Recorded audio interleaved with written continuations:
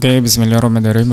Lagi bersama saya Nino Sutrisno dari Juragan SEO. Oke, kali ini saya akan sharing salah satu pengalaman saya pecah PBB. Alas dasarnya adalah AJB. Ada beberapa persyaratan yang harus dilengkapi. Pertama, kopi identitas ya. Kedua, nanti silakan datang ke Bapenda. Jadi kebetulan ini Bapendanya adalah di Cibinong. Nah, Badan Pengelolaan Pendapatan Daerah Bapenda atau ya sejenis penerimaan pajak PBB ya, gitu ya. Karena memang dikelola oleh pemerintah daerah. Jadi ada dua komponen yang saya perhatikan adalah jika kaitannya dengan SHM, surat hak milik kepemilikan ya, itu bagiannya adalah BPN ya. BPN, Badan Pertanahan Nasional ya. Nah, itu BPN atau Badan Pertanahan Nasional yang kaitannya dengan SHM. Tapi yang kaitannya dengan PBB itu kaitannya dengan Bapenda, pemerintah daerah setempat juga ya. Oke, ada beberapa persyaratan. Yang pertama adalah kopi identitas, ya pasti sesuai dengan identitas yang berlaku seperti KTP ya. Dan pastikan KTP tersebut itu adalah namanya juga sesuai dengan yang akan dicantumkan oleh di PBB nanti. Lalu nanti silakan isi surat permohonan mutasi sebagian. Nah, ini karena misalkan teman-teman punya beli tanah dari developer. Developer itu kan biasanya mereka punya sekian ribu meter, lalu nanti dibagi kapling-kapling ya. Misalkan punya 1000 meter, itu dibagi 100, nanti dijual jadi ada 10 kapling. Nah, per kapling itu atas nama masing-masing tentunya ya nantinya. Jadi itu pecah sebagian ya. Jadi saat saya mengajukan itu luasnya itu kan 80 meter dari 1600. Jadi yang 1600-nya berkurang, yang 80 meternya jadi hak milik saya pribadi gitu ya. Itu dalam kasus yang saya lakukan ya, saya ajukan saat beberapa minggu ke belakang. Ya, surat mutasi sebagian, lalu SPOP atau LSPOP ya pecah, dan sisa induk PBB. Nah, ini contohnya seperti ini. Yang seperti ini kita dapat 2 lembar. Pertama kita isi nanti atas nama kita. Yang kedua isi atas nama PBB atau jika sudah dibalik nama oleh developer atas nama developernya, maka atas nama developernya mestinya ya. Tapi kalau misalnya ada beberapa developer juga kan belum balik PBB-nya, jadi mereka tidak pecah PBB-nya gitu ya, atau PBB-nya masih PBB induk. Nah, di bagian sini nanti diisi oleh admin atau yang berkaitan pekerja di sana ya, yang ini kaitannya dengan admin. Kita hanya isi alamat objek pajaknya, blok, nama kelurahan, RT, RW, lalu statusnya. Nanti teman-teman ini statusnya sebagai siapa? Pemilik, penyewa, atau pengelola. Kalau saya pilihnya pemilik. Lalu pekerjaan nanti silakan isi juga pekerjaannya apa. Nah, ini nama subjek pajaknya nama kita. Ya. Nama kita sendiri yang mengajukan pecah PBB. Lalu di sini isi dengan NPWP kita, lalu alamat subjek pajaknya, ini alamat sesuai KTP ya.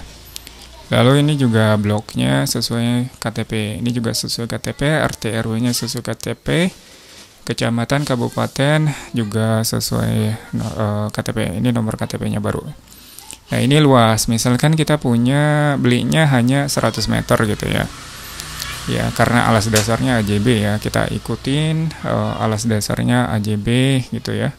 yang kita beli adalah 80 meter misalkan seperti itu. Nah, ini jenisnya tanah apa? Tanah kapling kalau saya, atau tanah kosong. Karena memang tanahnya kapling, sudah dikapling-kaplingkan dan siap dibangun, saya pilih yang ini. Lalu di sini ada jumlah bangunan, saya bila isi 0 karena memang tidak ada bangunan, kecuali teman-teman di atasnya sudah ada bangunan. Dan ini nama subjek pajaknya, nama teman-teman masing-masing yang mengajukan PBB, lalu tanggalnya pada saat tanda tangan ya, lalu ini tanda tangan. Nah, sisanya diisi oleh pegawai pejabat yang berwenang di sana. Nah, pastikan siapkan juga nanti sketsa denah lokasi ya. Seperti ini ada contohnya. Gitu ya. Itu untuk yang pertama, itu yang untuk kita ya. Nah, nanti karena memang ini pecah PBB, itu yang pertama untuk data pribadi kita ya. Lalu kita isi lagi sama, hampir persis sama. Ininya diisi oleh pegawai pajak Bapenda di sana. Lalu ini kita isikan alamatnya juga sama. Lalu ini juga isikan dengan pemiliknya sesuai dengan PBB induknya, PBB yang lama.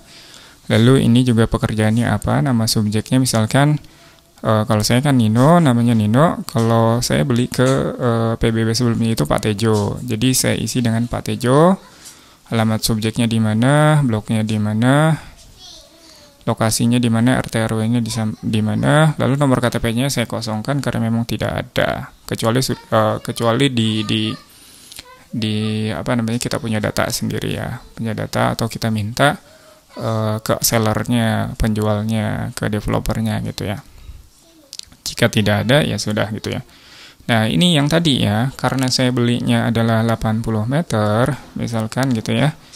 Si Pak Tejo ini punya 1000 meter, jadi berkurang. Si tanah ini tinggal dikurang 1000 meter, dikurang 80 meter persegi gitu ya. Jadi sekitar 920 meter, jadi diisi di sini gitu ya. Nah, setelahnya ini sudah tidak diisi ya. Yang penting itu yang awal tadi ya. Jadi ada 2. Ya, surat permohonan mutasi, nanti ada contohnya surat SPPTP 2 induk ya, ada kopi PBB yang lama juga ya tahun terakhir. Lalu kopi BPHTB yang sudah divalidasi oleh, kalau saya oleh notaris. Waktu itu sudah divalidasi ya. Lalu bukti kepemilikan, nah ini AJB ya, ada AJB perjanjian mengikat jual beli, lalu ada letter C. Di situ juga nanti ada riwayat, kopi riwayat tanahnya ya, dari A pemilikannya Pak Tejo, lalu dijual Pak Naga, lalu saya beli ke Pak Naga 80 meter persegi gitu ya. Kopi surat tidak sengketa, nah ini juga harus dilampirkan. Lalu satu lagi denah lokasi tanah ya, nanti teman-teman bisa gambarkan atau print saja dalam bentuk kertas HPS gitu ya, atau dilukis, digambar di bagian belakang POM ini surat pemberitaan objek pajaknya ya.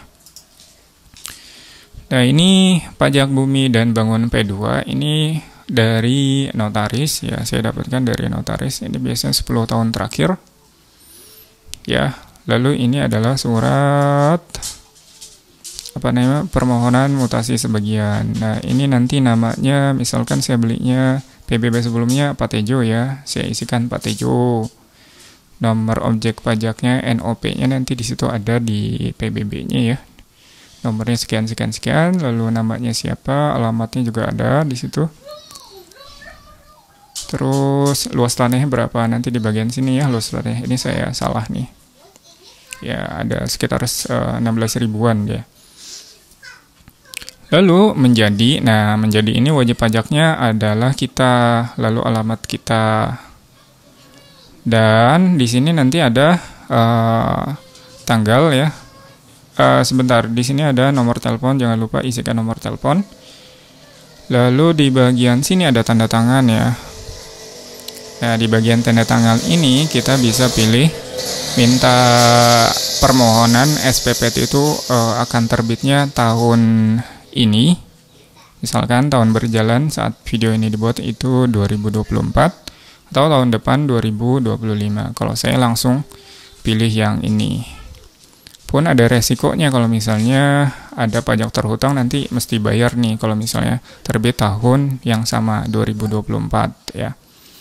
Nah, ini contoh AJB-nya, lalu ini contoh validasi ya. Ini bukti pelaporan surat setoran pajak BPHTB ya, bea perolehan hak atas tanah dan bangunan. Nah, ini nanti ada nama wajib pajaknya siapa, KTP-nya siapa ini. Ini saya dapatnya dari notaris gitu.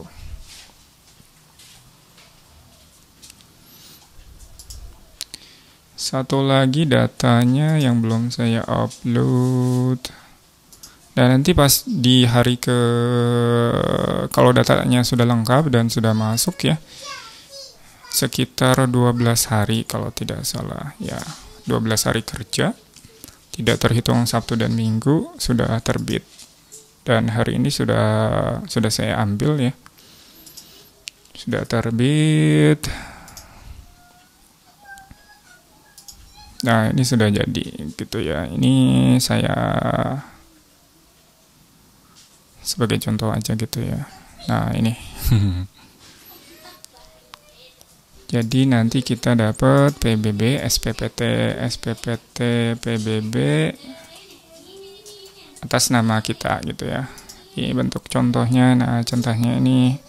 Nanti di sini ada objek pajaknya. Nah, di sini nama sesuai nama kita gitu ya, nama kita atau alamatnya sesuai KTP yang tercantum gitu ya. Nah, nanti kita bisa bayar pajak sesuai dengan luas tanah yang kita beli. Jadi tidak bayar PBB induk sebelumnya. Kalau yang induk itu kan luasnya 1.600, yaitu hampir berapa juta ya. Nah, ini 1,6 ya. Ya, sekitar 1,6 sekarang ya. Jadi kita nggak perlu bayar segini, 1,6. Saya bayarnya cuma puluhan ribu kayaknya gitu ya. Tapi dalam kasus saya yang tadinya minta tanda tangan PBB-nya terbit tahun ini, ternyata tidak ada pajak terhutang, jadi tidak bayar tahun ini. Kemungkinan tahun depan baru bayar gitu. Oke, begitu saja dari saya Nino. Jika ada pertanyaan silahkan diketik di komentar ya, sebisa mungkin saya akan jawab karena ini berdasarkan pengalaman saya pribadi gitu ya. Yang pastikan ya bukti kepemilikannya, AJB, perjanjian pengikat jual belinya, dan riwayat tanah, surat tidak sengketa dan sebagainya itu lengkap. Kalau lengkap, 1 hari sudah berkasnya masuk, tinggal nunggu pengambilan sekitar 2 mingguan ya. 2 minggu, 10-12 hari kerja bisa diambil SPPT PBB-nya gitu ya. Nah, ini juga jadi syarat untuk untuk pembuatan SHM. Jadi sebisa mungkin langsung pecah aja kalau teman-teman ingin buat SHM-nya gitu ya. Pecah dulu PBB-nya baru buat SHM-nya gitu. Karena PBB-nya ini kalau misalnya menyatu dengan induk, dia harga bayar pajaknya agak lumayan. Saya nunggunya agak lama ya, ini sekitar berapa bulan, karena nunggu si sellernya, si pemiliknya, Pak Tejonya itu untuk bayar tagihan PBB. Nah, itu yang sering bermasalah kadang-kadang ya. Kita beli tanah terus masalahnya di PBB gitu ya. Si penjualnya tidak mau bayar karena kita tidak balik nama segera gitu ya. Oke, gitu saja dari saya Nino, sampai jumpa di video selanjutnya. Bye bye.